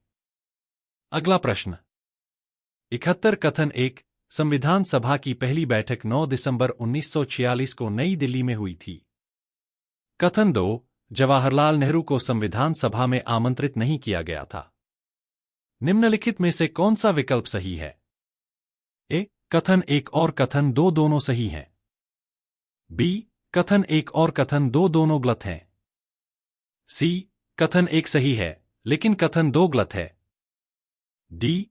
कथन एक गलत है, लेकिन कथन दो सही है। इस प्रश्न का उत्तर है सी। कथन एक सही है क्योंकि संविधान सभा की पहली बैठक 9 दिसंबर 1946 को नई दिल्ली में हुई थी। कथन दो गलत है क्योंकि जवाहरलाल नेहरू को संविधान सभा में आमंत्रित किया गया था। वे भारतीय राष्ट्रीय कांग्रेस के प्रमुख नेता थे और संविधान सभा के सदस्य थे। उन्होंने भारत के संविधान के निर्माण में महत्वपूर्ण भूमिका निभाई थी। इसलिए कथन दो गलत है। अगला प्रश्न। 72 मध्य प्रदेश में वर्ष 2024 में तेल रिफाइनरी की संख्या कितनी थी? ए 3, बी 1, सी 4, डी 2। इस प्रश्न का उत्तर है बी। मध्य प्रदेश में वर्ष 2024 तक तेल रिफाइनरी की संख्या 1 थी। यह रिफाइनरी बड़वानी जिले में स्थित है। यह रिफाइनरी राज्य में तेल प्रसंस्करण उद्योग को बढ़ावा देती है और ऊर्जा क्षेत्र में महत्वपूर्ण योगदान करती है। राज्य सरकार ने ऊर्जा सुरक्षा और विकास के लिए तेल रिफाइनरी स्थापित करने की दिशा में कई कदम उठाए हैं, लेकिन फिलहाल केवल एक रिफाइनरी कार्यरत है। अगला प्रश्न। 73 भारतीय संविधान के संदर्भ में आधारभूत ढांचा सिद्धांत का प्रतिपादन सर्वप्रथम निम्नलिखित में से किस मामले में किया गया था? ए शंकरी प्रसाद बनाम भारत संघ, बी चंपकम दोराईराजन बनाम मद्रास राज्य, सी गोलकनाथ बनाम पंजाब राज्य, डी केशवानंद भारती बनाम केरल राज्य। इस प्रश्न का उत्तर है डी। भारतीय संविधान के संदर्भ में आधारभूत ढांचा सिद्धांत का प्रतिपादन सर्वप्रथम केशवानंद भारती बनाम केरल राज्य 1973 मामले में किया गया था। इस निर्णय में सुप्रीम कोर्ट ने यह माना कि संविधान का कोई भी संशोधन मूल संविधान की आधारभूत संरचना को प्रभावित नहीं कर सकता। अदालत ने यह स्पष्ट किया कि संविधान में परिवर्तन किए जा सकते हैं, लेकिन वे संविधान के मूल ढांचे के खिलाफ नहीं हो सकते। इस सिद्धांत ने संविधान के संरक्षित मूल तत्वों की रक्षा की। अगला प्रश्न। 74 उच्चतम न्यायालय एवं उच्च न्यायालयों के न्यायाधीशों की नियुक्ति के प्रावधानों को भारतीय संविधान में कमेटी 1945 की प्रकाशित अनुशंसाओं को ध्यान में रखते हुए समाविष्ट किया गया था। A Harendra Kumar, B Sen Ushanath Sen, C Varadachari S Varadachari, D Sapru sir Tej Bahadur Sapru. इस प्रश्न का उत्तर है सी। उच्चतम न्यायालय और उच्च न्यायालयों के न्यायाधीशों की नियुक्ति के प्रावधान भारतीय संविधान में एस वरदाचारी कमेटी 1945 की अनुशंसाओं को ध्यान में रखते हुए समाविष्ट किए गए थे। इस कमेटी ने न्यायपालिका के स्वतंत्रता और निष्पक्षता को सुनिश्चित करने के लिए न्यायाधीशों की नियुक्ति प्रक्रिया में पारदर्शिता और समुचित प्रणाली की सिफारिश की थी। इसके आधार पर भारतीय संविधान में न्यायाधीशों की नियुक्ति के बारे में विशेष प्रावधान जोड़े गए ताकि न्यायपालिका की स्वतंत्रता को संरक्षित किया जा सके। अगला प्रश्न। 75 वर्तमान समय में भारतीय संविधान में संपत्ति के अधिकार को निम्नलिखित में से किस रूप में स्वीकार किया गया है? ए मूल अधिकार, बी राज्य की नीति के निदेशक तत्व, सी मानवाधिकार, डी कानूनी अधिकार। इस प्रश्न का उत्तर है डी। वर्तमान समय में भारतीय संविधान में संपत्ति का अधिकार कानूनी अधिकार के रूप में स्वीकार किया गया है। 44वें संविधान संशोधन 1978 के द्वारा संपत्ति के अधिकार को मूल अधिकार से हटाकर इसे कानूनी अधिकार बना दिया गया। अब यह अधिकार संविधान के अनुच्छेद 300 के तहत सुरक्षित है, जिसमें कहा गया है कि कोई भी व्यक्ति बिना विधिक प्रक्रिया के संपत्ति से वंचित नहीं किया जा सकता। इस प्रकार यह अधिकार अब न्यायिक उपचार के रूप में प्राप्त किया जा सकता है। अगला प्रश्न। 76 वर्ष 2021 में भारत के कौन से राज्य में वन क्षेत्र सर्वाधिक था? ए महाराष्ट्र, बी मध्य प्रदेश, सी ओडिशा, डी आंध्र प्रदेश। इस प्रश्न का उत्तर है बी। वर्ष 2021 में मध्य प्रदेश राज्य में वन क्षेत्र सर्वाधिक था। मध्य प्रदेश का कुल वन क्षेत्र भारत के कुल वन क्षेत्र का एक महत्वपूर्ण हिस्सा है। राज्य के वन क्षेत्र की बढ़ती स्थिरता और जैव विविधता संरक्षण के लिए किए गए प्रयासों के कारण इसे उच्च वन क्षेत्र के रूप में पहचाना जाता है। मध्य प्रदेश ने अपनी वन संसाधनों की सुरक्षा और पुनर्स्थापन के लिए कई योजनाएं लागू की हैं, जिससे यह राज्य वन क्षेत्र के मामले में शीर्ष पर है। अगला प्रश्न। 77 बघेलखंड के स्वतंत्रता संग्राम सेनानी ठाकुर रणमत सिंह को कब फांसी दी गई? ए. अगस्त 1857, बी. अगस्त 1858, सी. अगस्त 1859, डी. अगस्त 1862। इस प्रश्न का उत्तर है ए. ठाकुर रणमत सिंह को अगस्त 1857 में फांसी दी गई थी। वे बघेलखंड क्षेत्र के एक प्रमुख स्वतंत्रता सेनानी थे, जिन्होंने 1857 के विद्रोह में ब्रिटिश शासन के खिलाफ संघर्ष किया। उन्होंने अपनी भूमि और देश की स्वतंत्रता के लिए ब्रिटिश साम्राज्य से संघर्ष किया और विद्रोह में भाग लिया। उनका योगदान बघेलखंड की स्वतंत्रता संग्राम की इतिहास में महत्वपूर्ण था। उनकी शहादत ने स्वतंत्रता संग्राम को और भी प्रोत्साहित किया। अगला प्रश्न। 78 दक्षिणी दोलन इनमें से कौन से दो महासागरों के मध्य दोलन प्रतिरूप है? ए. प्रशांत एवं अटलांटिक महासागर, बी. प्रशांत एवं हिंद महासागर, सी. अटलांटिक एवं हिंद महासागर, डी.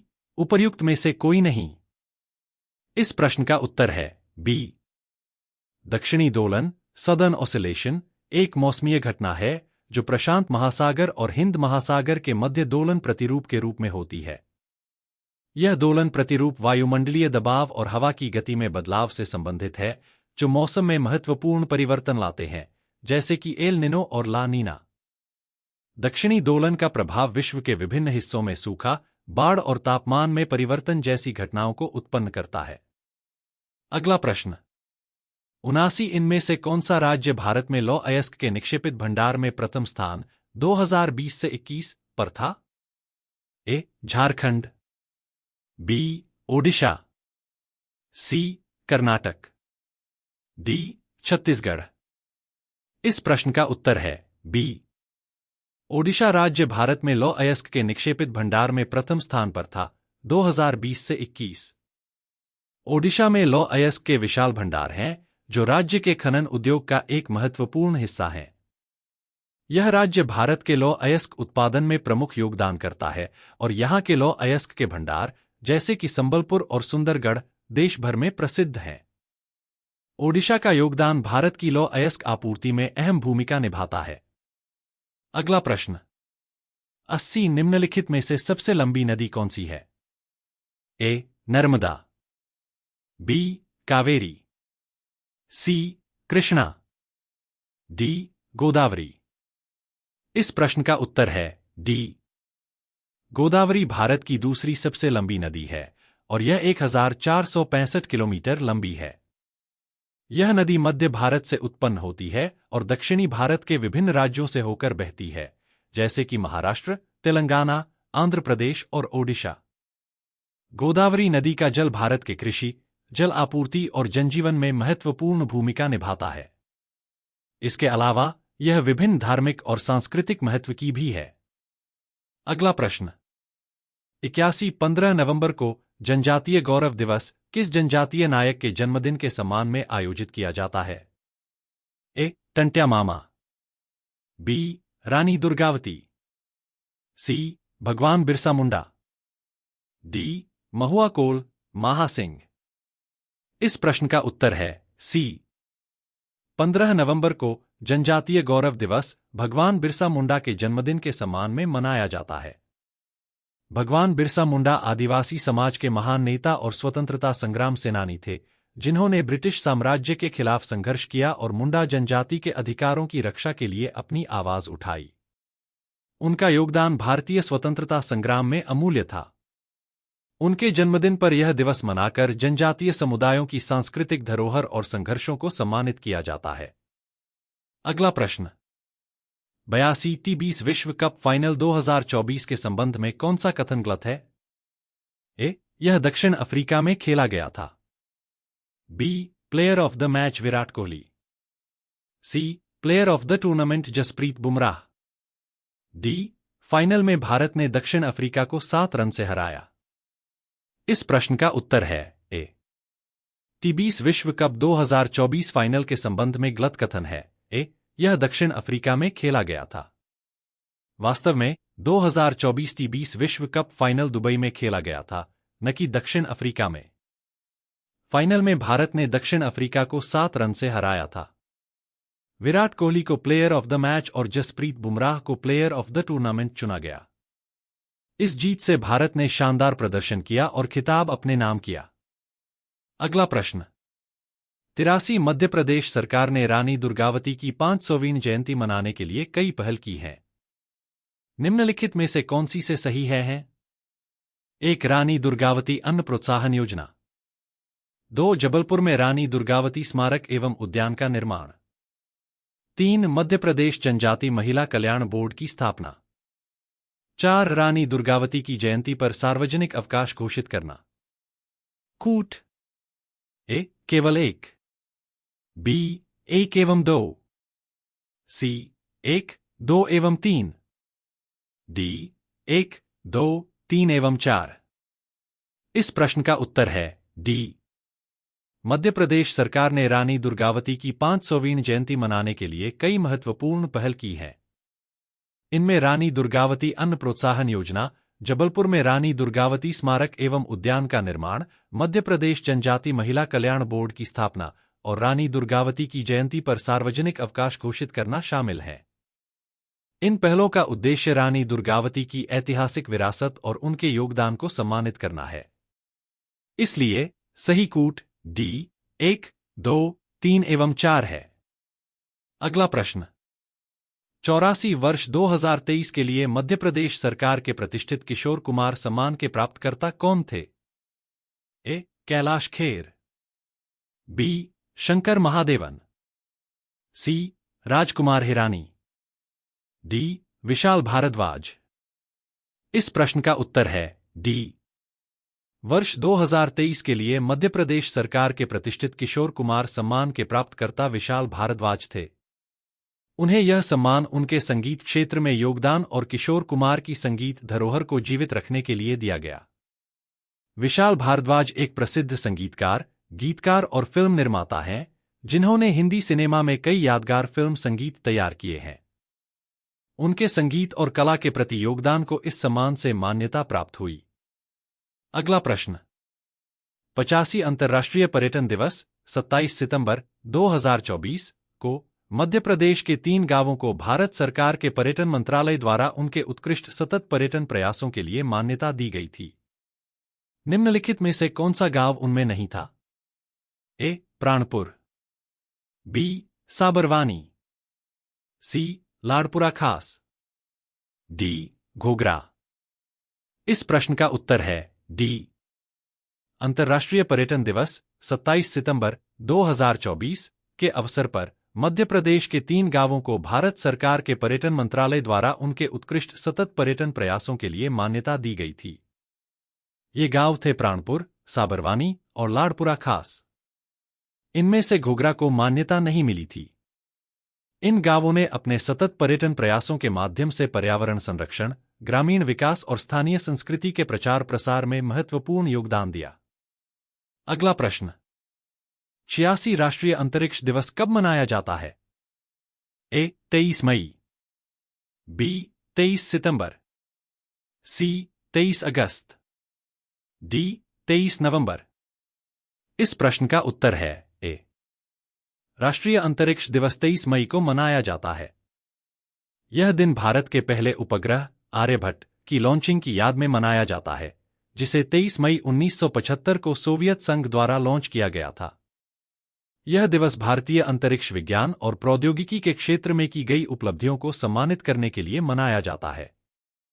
इस दिन का उद्देश्य अंतरिक्ष के क्षेत्र में भारत की प्रगति को प्रदर्शित करना और आने वाली पीढ़ी को प्रेरित करना है। अगला प्रश्न। 87 भारत सरकार ने पर्यावरण की गुणवत्ता की रक्षा और सुधार के लिए पर्यावरण संरक्षण अधिनियम कब पारित किया? ए. 1981। बी. 1986। सी. 1988। डी. 1998। इस प्रश्न का उत्तर है बी। भारत सरकार ने पर्यावरण संरक्षण अधिनियम 1986 में पारित किया। यह अधिनियम पर्यावरण की गुणवत्ता की रक्षा और सुधार करने के उद्देश्य से बनाया गया था।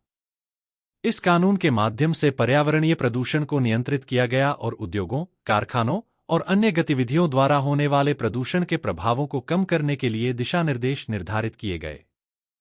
यह अधिनियम भारत में पर्यावरण संरक्षण के लिए एक महत्वपूर्ण कानूनी ढांचा प्रदान करता है। अगला प्रश्न। 88 समुदायों का वह संपूर्ण क्रम जो किसी दिए गए क्षेत्र में क्रमिक रूप से बदलता है, कहलाता है। ए. पारिस्थितिक अनुक्रमण। बी. क्रमक। सी. चरम समुदाय। डी. समानांतर विकास। इस प्रश्न का उत्तर है बी. क्रमक। सक्सेशन वह प्रक्रिया है जिसमें किसी विशेष क्षेत्र में समुदायों का एक संपूर्ण क्रमिक बदलाव होता है। यह बदलाव एक समय में एक समुदाय से दूसरे समुदाय में होता है। इसमें पहले चरण में कम विकसित समुदाय होते हैं जो बाद में अधिक विकसित और स्थिर समुदायों में बदलते हैं। इस प्रक्रिया को पारिस्थितिक अनुक्रमण, इकोलॉजिकल सक्सेशन भी कहा जाता है। यह प्राकृतिक पारिस्थितिकी तंत्र में विकास का एक स्वाभाविक हिस्सा है। अगला प्रश्न। 89 भारतीय पेट्रोलियम संस्थान कहाँ स्थित है? ए. धनबाद। बी. चंडीगढ़। सी. भावनगर। डी. देहरादून। इस प्रश्न का उत्तर है डी. भारतीय पेट्रोलियम संस्थान देहरादून में स्थित है। यह संस्थान भारत सरकार के पेट्रोलियम और प्राकृतिक गैस मंत्रालय के तहत एक प्रमुख शैक्षिक और अनुसंधान संस्थान है। भारतीय पेट्रोलियम संस्थान का उद्देश्य पेट्रोलियम और गैस उद्योग से जुड़े विभिन्न तकनीकी, अनुसंधान और शैक्षिक कार्यों में उत्कृष्टता प्राप्त करना है। संस्थान ऊर्जा क्षेत्र में नवाचार और दक्षता को बढ़ावा देने के लिए महत्वपूर्ण योगदान देता है और इसमें विभिन्न पाठ्यक्रमों, अनुसंधान परियोजनाओं और उद्योग आधारित कार्यक्रमों की पेशकश की जाती है। अगला प्रश्न। 90 मध्य प्रदेश में वित्तीय वर्ष 2011 से 12 से 2023 से 24 तक चालू कीमतों पर प्रति व्यक्ति आय कितनी बढ़ी है? ए. दुगुनी। बी. लगभग तिगुनी। सी. लगभग 4 गुना। डी. कोई महत्वपूर्ण बदलाव नहीं। इस प्रश्न का उत्तर है बी. मध्य प्रदेश में वित्तीय वर्ष 2011 से 12 से 2023 से 24 तक चालू कीमतों पर प्रति व्यक्ति आय लगभग तिगुनी बी. बढ़ी है। इस अवधि के दौरान राज्य की आर्थिक वृद्धि ने प्रति व्यक्ति आय में महत्वपूर्ण वृद्धि की। मध्य प्रदेश सरकार की विकास योजनाओं, औद्योगिक वृद्धि, कृषि सुधारों और बुनियादी ढांचे के विस्तार के कारण राज्य की आर्थिक स्थिति में सुधार हुआ है। यह वृद्धि राज्य के समग्र विकास और जीवन स्तर में सुधार का संकेत है। अगला प्रश्न। 91वें राष्ट्रीय किशोर स्वास्थ्य कार्यक्रम में किस आयु वर्ग के बच्चे बटा किशोर सम्मिलित हैं? ए. 8 से 15 वर्ष। बी. 8 से 17 वर्ष। सी. 9 से 16 वर्ष। डी. 10 से 19 वर्ष। इस प्रश्न का उत्तर है डी. राष्ट्रीय किशोर स्वास्थ्य कार्यक्रम में 10 से 19 वर्ष आयु वर्ग के बच्चे और किशोर सम्मिलित हैं। यह कार्यक्रम किशोरों के शारीरिक, मानसिक और सामाजिक स्वास्थ्य को बेहतर बनाने के उद्देश्य से चलाया जाता है। इसका लक्ष्य किशोरों में स्वास्थ्य समस्याओं की पहचान करना, उनके स्वास्थ्य के प्रति जागरूकता बढ़ाना और विभिन्न स्वास्थ्य सेवाओं तक उनकी पहुंच को सुलभ बनाना है। कार्यक्रम में पोषण, शारीरिक गतिविधि, मानसिक स्वास्थ्य और यौन स्वास्थ्य जैसे पहलुओं पर विशेष ध्यान दिया जाता है। अगला प्रश्न। 92वें विधि एवं न्याय मंत्रालय भारत सरकार द्वारा भारत के राजपत्र में प्रकाशित the biological diversity amendment act जैव विविधता संशोधन अधिनियम 2023 किस दिनांक को प्रकाशित किया गया था? ए. 13 जून। बी. 3 जुलाई। सी. 3 अगस्त। डी. 13 सितंबर। इस प्रश्न का उत्तर है C. The biological diversity amendment act जैव विविधता संशोधन अधिनियम 2023 को 3 अगस्त 2023 को भारत सरकार के विधि एवं न्याय मंत्रालय द्वारा भारत के राजपत्र में प्रकाशित किया गया था। यह अधिनियम जैव विविधता संरक्षण को बढ़ावा देने, जैविक संसाधनों के उचित उपयोग और उनके संरक्षण में सुधार के उद्देश्य से किया गया है। इस संशोधन के माध्यम से जैव विविधता पर नियंत्रण और संरक्षण के लिए नए प्रावधानों की व्यवस्था की गई है। अगला प्रश्न 93 national disaster response force academy राष्ट्रीय आपदा मोचन बल अकादमी की स्थापना किस शहर में की गई थी? A. Nagpur, B. Kanpur, C. Bharatpur, D. Shimla. इस प्रश्न का उत्तर है A. National disaster response force NDRF अकादमी की स्थापना नागपुर शहर में की गई थी। यह अकादमी आपदा प्रबंधन और आपदा प्रतिक्रिया से संबंधित प्रशिक्षण प्रदान करती है। यहां आपदा के दौरान त्वरित और प्रभावी प्रतिक्रिया देने के लिए एनडीआरएफ के कर्मियों को विभिन्न प्रकार के प्रशिक्षण जैसे कि बचाव, पुनर्वास और राहत कार्यों में प्रशिक्षित किया जाता है। नागपुर में स्थित यह अकादमी देश भर में आपदा प्रबंधन के क्षेत्र में विशेषज्ञता और दक्षता बढ़ाने के लिए महत्वपूर्ण भूमिका निभाती है। अगला प्रश्न 94 डॉक्टर विष्णु श्रीधर वाकणकर ने भीमबेटका के शैलाश्रयों की खोज कब की? ए. 1951 से 1952, बी. 1954 से 1955, सी. 1960 से 1961, डी. 1957 से 1958। इस प्रश्न का उत्तर है ए. डॉक्टर विष्णु श्रीधर वाकणकर ने भीमबेटका के शैलाश्रयों की खोज 1951 से 1952 के बीच की थी।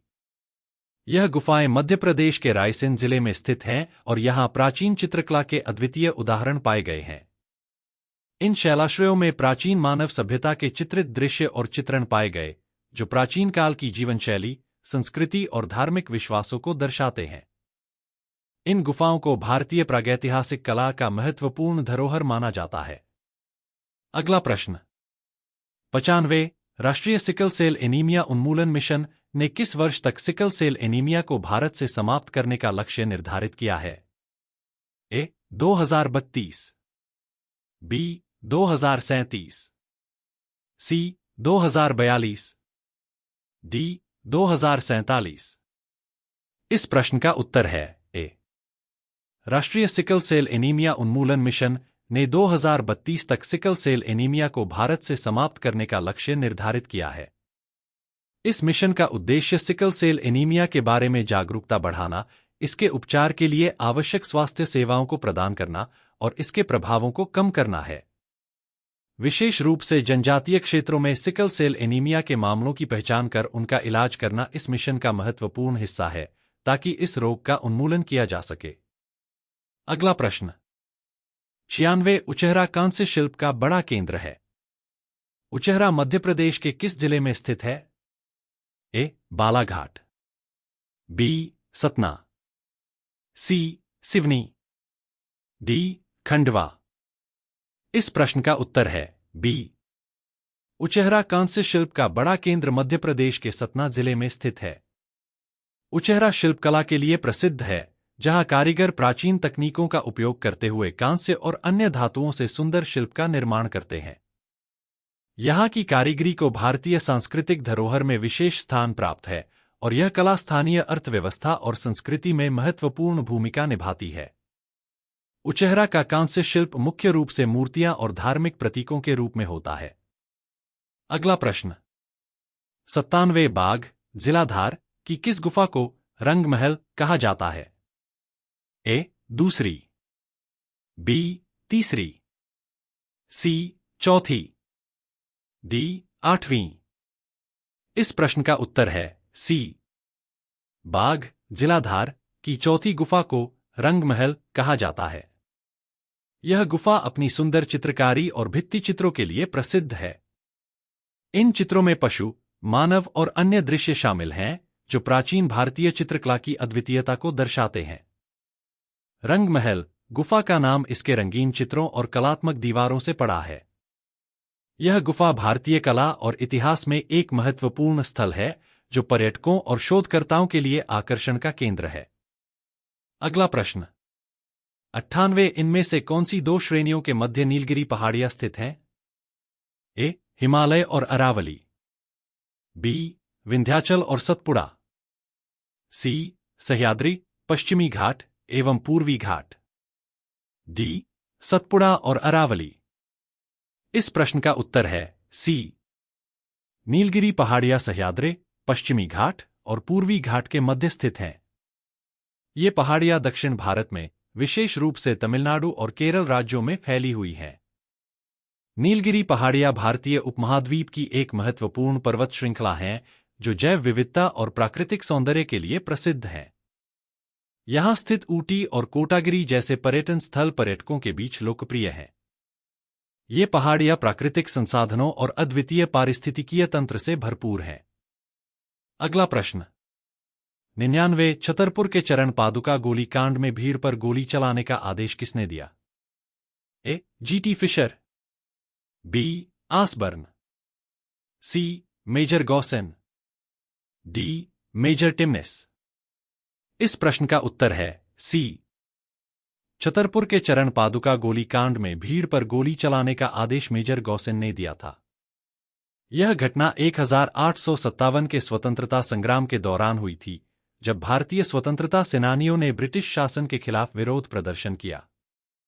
मेजर गॉसेन ने बिना किसी चेतावनी के प्रदर्शनकारियों पर गोली चलाने का आदेश दिया, जिससे कई निर्दोष लोग मारे गए।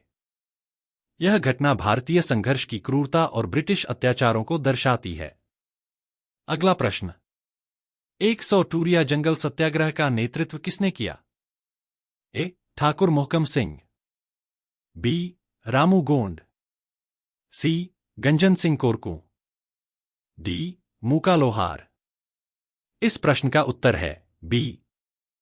टूरिया जंगल सत्याग्रह का नेतृत्व रामू गोंड ने किया था।